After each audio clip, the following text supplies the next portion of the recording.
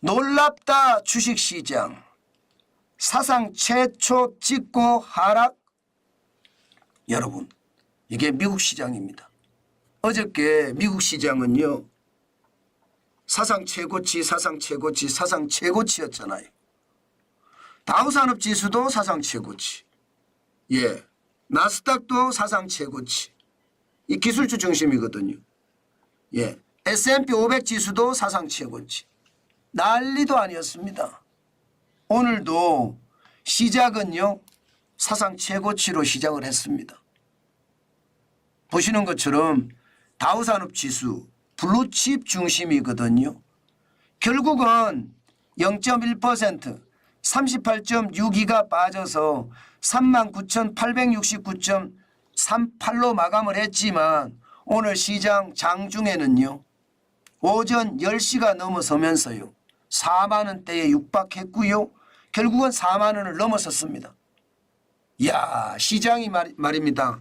다우산업지수가 4만 원을 넘어서니까 시장에서는요, 난리가 났어요. 세상에 이런 일이죠. 진짜 많이 올라갔으니까. 그런데 결국은요, 부담감이 있는 거예요. 4만에 대한 부담감. 게다가 금리가 내린다고는 하지만 뭐 7월에 내릴지 9월에 내릴지 언제 내릴지도 잘 모르겠고, 경기가 좋아진 상태에서 금리를 내리는 것은 어려우니 동결이 좀 길게 갈 수도 있겠다는 생각까지 온갖 생각이 투자자들에게 다 미치면서 말입니다. 그게 결국은 떨어뜨리고 말았습니다. 4만 원 올라가지 못했어요. 예, 장중에 4만까지는 갔었죠. 대단하죠. 제가 놀랍다는 게 이런 겁니다. 도대체 말입니다. 세계 경제가 이렇게 올라가도 되나, 저는 그런 생각이 들 정도입니다. 네, 마찬가지로 대형주 중심의 S&P 500도 또 사상 최고치를 갔다가 결국은 빠졌는데 0.21% 빠졌고요. 11.05가 빠져서 5,297.10으로 마감했습니다. 대형주 중심 S&P 500도 이렇게 올라갔다는 뜻이에요. 여기에다가 나스닥 기술주 중심입니다. 여기도 오늘 사상 최고치를 또 갔다가 말입니다. 장 막판에 0.26%가 빠져서 44.07이 빠졌거든요. 16,698.32로 마감했습니다. 전체적으로는요, 오늘 시장은요, 뭐 기술적 하락이라고 보시면 될 것 같아요. 뭐 어디가 어땠다 이게 중요한 것이 아니라 사상 최고치를 계속 경신하고 있는, 예, 그 위기감. 이게 정상에 오래 있으면 불안하잖아요. 그 불안감이 오늘 시장을 좀 떨어뜨렸다 이렇게 생각하면 저는 틀리는 말은 아니다 이렇게 생각합니다. 사실 말입니다. 지표가, 예, 이 좋은 지표가 안 나왔거든요. 지금, 예, 주간 실업수당 청구 건수를 보면 5월 11일 주 22만 2천 명입니다. 실업수당 청구 건수가 지난 주보다가 5월 4일 주보다 10,000명이 줄었어요. 그래서 이게 10,000명이 줄었다는 것은 실업자가 줄었다는 이야기잖아요. 경기가 잘 돌아간다는 이야기예요. 그죠? 이게 작동이 됐다는 뜻이에요. 이게 작동이 됐다. 왜냐하면, 예, 이게 실업수당 경기가 나빠진다고 나와야 되는데 나빠지는 것이 아니라 오히려 좋아진다고 나오니까. 지난주는 22만 3천 명이 실업수당을 23만 3천 명이, 2천 명이 받았는데 이번 주는 22만 2천 명이 받았다는 뜻이잖아요. 그러니까 시장에서 약간 놀랐다 이런 생각이 들고요. 또 다른 지표는 이건 또 반대 지표예요.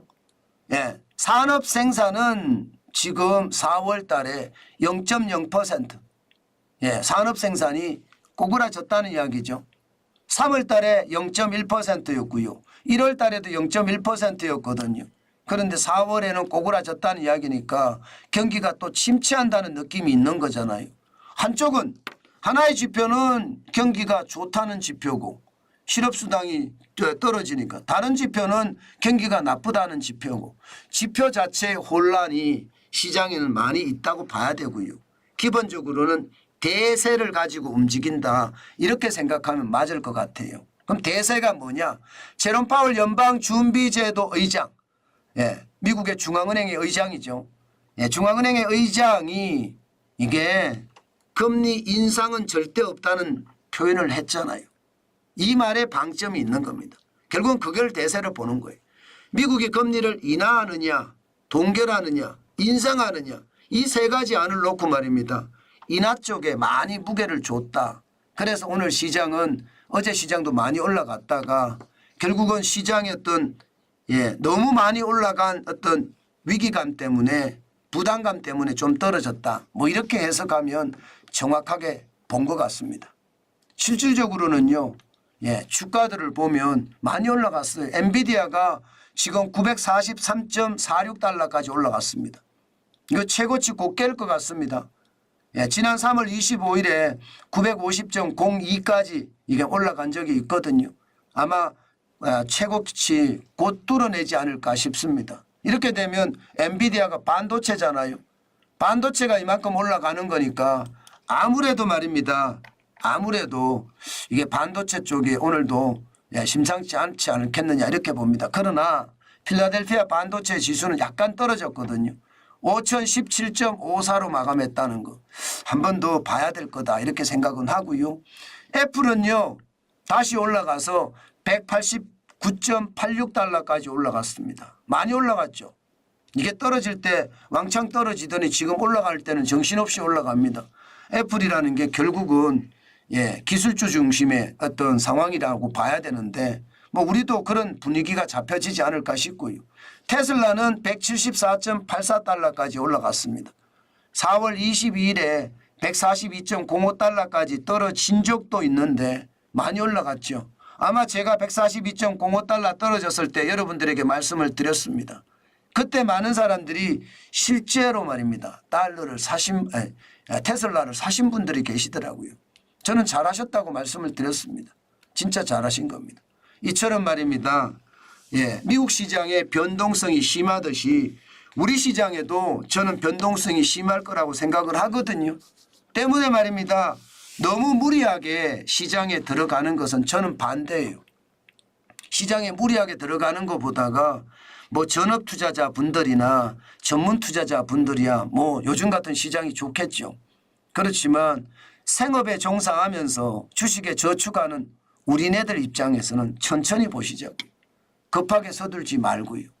저는 오히려 생업을 더 열심히 해서 현금을 쌓는 것이 더 좋다. 저는 그렇게 말씀드리고 싶습니다. 시장에 들어가서 무리하게 가다 보면 생업도 지장을 받습니다. 저는 생업이 지장 안 받았으면 좋겠습니다.